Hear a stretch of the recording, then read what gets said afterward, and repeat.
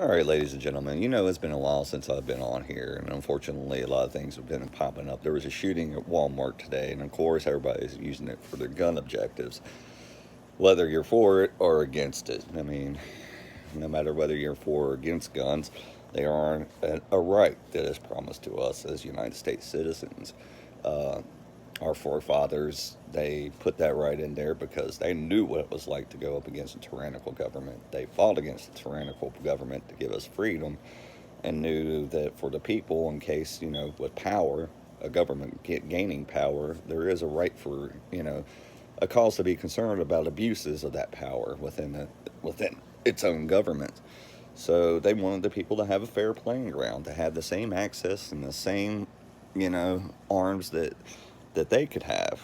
So in case the American people ever had to rise up again, it would be on fair footing. That's the whole purpose of the Second Amendment, or the right to bear arms. So I was about to say Second Amendment, but you know what I mean. Uh, when it comes down to the brass tacks of things, can I blame an inanimate object for what has been done? No, I can't. I can't blame a gun, just like I can't go out here and sue a car manufacturer because somebody got killed that I knew that was in a drunk driving accident. It wasn't the car's fault, it was the person that was using the device's fault. I've had guns pointed at me plenty of times, point blank to the head. It's been pretty bad at sometimes, and I've been through altercations using them. But do I blame the guns for what happened? No, I blame the person that was responsible. It's not the gun's fault. It's not the tool's fault. A tool, an inanimate object, can't do anything by itself. It takes somebody to use it. So how do we fix that? How do we make sure that guns get in the right hands and not the wrong hands?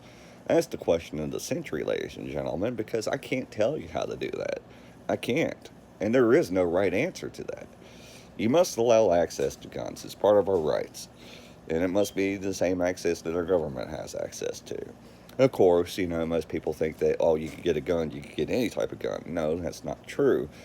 If you know anything about guns and gun laws, there are several different levels of guns that you can get and that you have to be classified for. Like if you want a fully automatic weapon, a full auto, you have to get a special license to get one of those. It's not something you could just go out as a private citizen and just get, with a simple background check. Like your normal everyday guns, like the 9mm, the 357 mag. Sorry, my finger got in the way. My cat keeps trying to, the 357, a whole list of them. Your handguns, most of your rifles, and most of your single shot rifles. Uh, Automatic guns you can get with just a 7-day background check, and then that's it. But to get into the fully automatic weapons, you have to be specially licensed, and that means you have to go through bigger organizations and get bigger clearance. To have a full auto license to be able to own, there's special license permitted to have some for someone to have a flamethrower. I think there's only like 2 or 3 people in the United States that can have a flamethrower. I think it's a handful. That's all I know. But they have to be specially licensed too. To have explosives, you have to be specially licensed to get those, and you have to pass background checks through or not Antifa shit, um, the TABC and Texas. No, is it the T? That's the Texas. That's Texas alcohol. Never mind. Sorry. But the ATF, the DEA, and all sorts of other governmental agencies that are higher up on the list.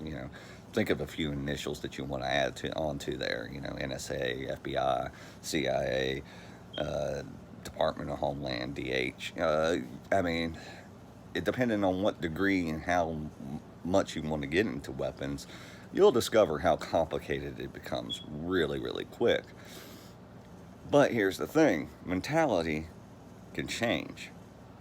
Once a person has a firearm, mentalities can change. And how do you regulate that? How? How many shootings have I seen in the paper or in the news where, oh, this was a perfectly nice guy. He was quiet, he was reserved, or this was a nice person. I would never suspected this. I can't mention, and you can go look it up yourself. You can look it up How many times, had a perfect clean background, never did anything wrong in their entire life, but all of a sudden they shot up a bunch of people, they killed their own family, turned a gun on themselves, or they went into some place and shot someplace up, and they never had a background.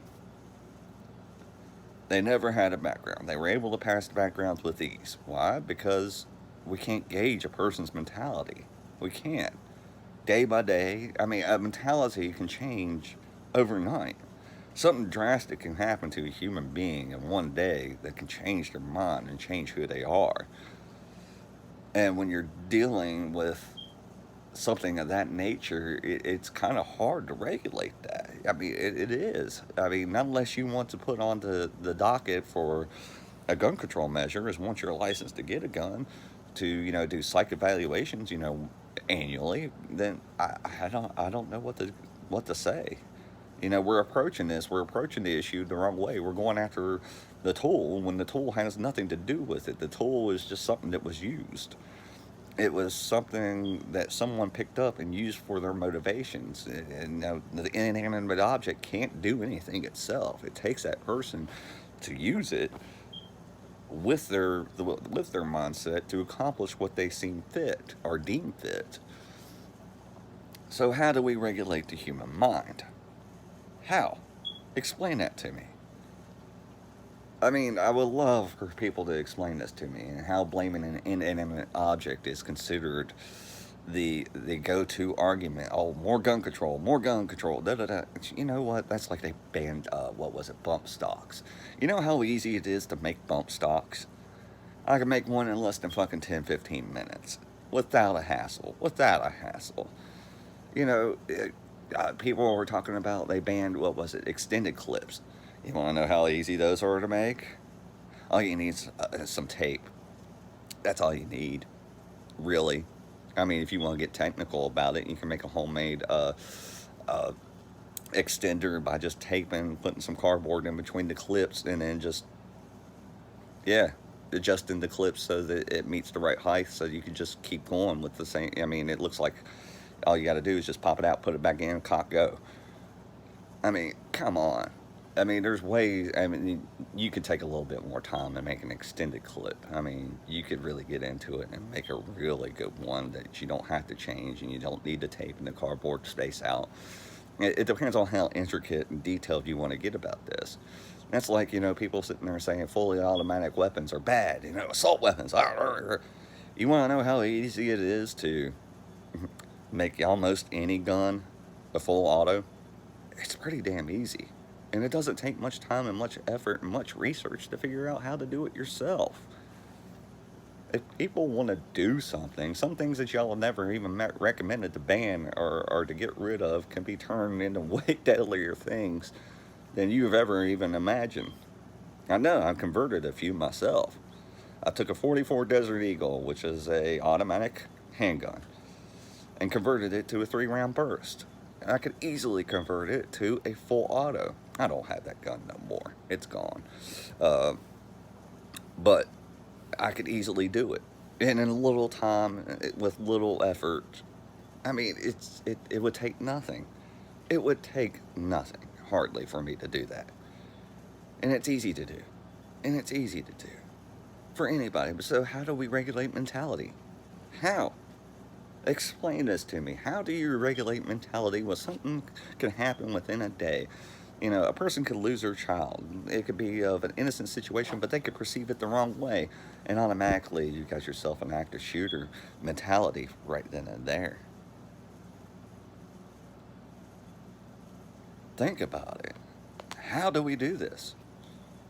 We can't. As much as we like to try, as much as we like to do, we can't. And it's unfortunate.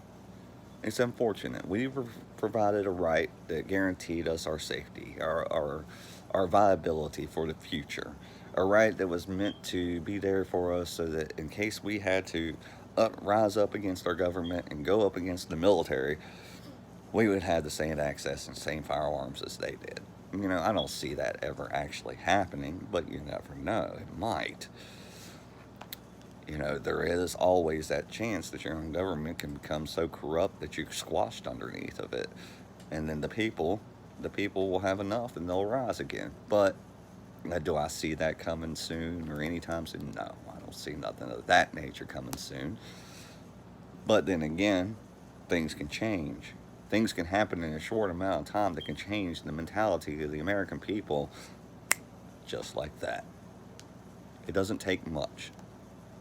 So we're playing a dangerous game here. We're blaming inanimate objects when we shouldn't be.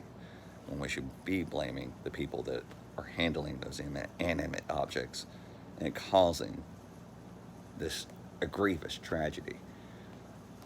Now, sitting there blaming one particular group, and this has popped up since this shooting has happened, is blaming groups, for the extremist of their groups. How well did that work out for the Muslims after 9/11? It didn't work out. Not all Muslims are bad. There's some great Muslims. I got friends that have immigrated from Afghanistan that are great people, and I love them. But, are there some bad ones? Oh, yeah. Are there bad white people? Oh, yeah. Are there good white people? Oh, yeah. Are there bad black people? Oh, yeah. Are there good black people? Oh, yeah. Are there bad Asians? Oh, yeah. Are there good Asians? Oh, yeah. Are there good Christians? Oh, yeah. Are there bad Christians? Oh, yeah. Every group and every sect in this country has its form of extremism. I mean, it does. It does. Nobody's hands are clean. And sitting there blaming the whole for what one extremist does, or for a few extremists do, does not work out very well. Does not work out very well at all. Take a look at Black Lives Matter. They want us to say that all cops are bad. They're evil. Are there some bad cops? Oh, yeah. Are there some good cops? Oh, yes. Are they all bad? No. Are all white nationalists good? No. Are all white nationalists bad? No. Are all Black Panthers good? No. Are all Black Panthers bad? No. Is the NAACP all good? No. Is it all bad? No. Is the Me Too movement good? No. Is it all bad? No. Everybody has their good and bad within their own sex and their own sections of life. And labeling the whole for the misdeeds of the few, that's where we're going wrong. That's how we pit more people against each other. That's how we continue the violence and escalate it even more. But people are too stupid to realize that. They'll continue doing it and continue playing the name game and blame game and then stereotyping people based off of what a few extremists do, and continue the hatred, continue the cycle. And this will never end. What happened at Walmart, what happened at any shooting will not stop because we continue to not stop doing the toxic behavior that we do. We sit there and we say stereotyping's bad, but we have no problem sitting there getting up there and blaming the whole of a group for the irresponsible acts of the few. And then we wonder why groups are against groups and people are at each other's throat and attacking each other all the time. We will never learn. We will just continue making the same mistakes. And through the argument and comment sections that I've seen so far based on this shooting, Dems blaming Republicans, Republicans blame Dems. Are there good Republicans? Yes. Are there bad Republicans? Yes. Are there good Democrats? Yes. Are there bad Democrats? Yes. But nobody gives leeway or concession to that. They just go ahead and attack the group unfettered, unchained, uncensored. And then they wonder why the hate and hostility continues.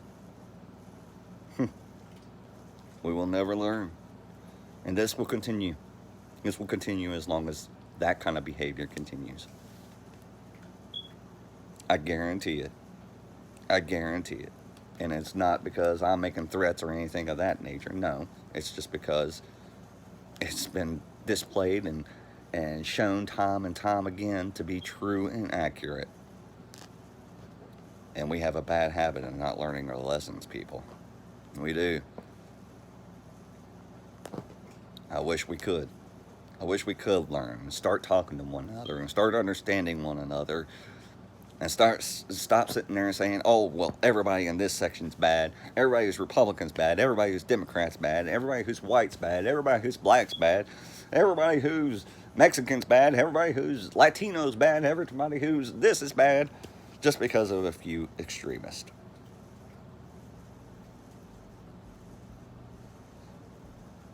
We need to start with some understanding. And as long as that never happens, this will continue.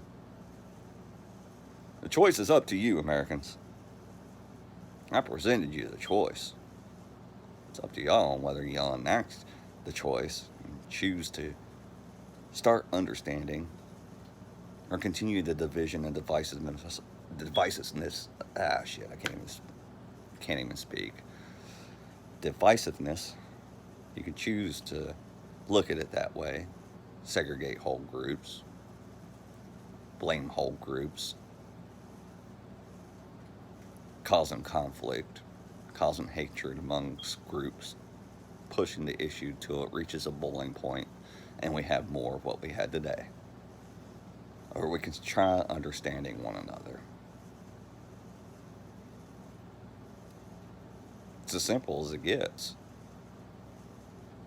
Can we learn? Or is this country doomed to its stupidity in its past? So far, it's pointing towards the bad part. It's pointing towards our demise. I'm Mr. Anger. Have a good one.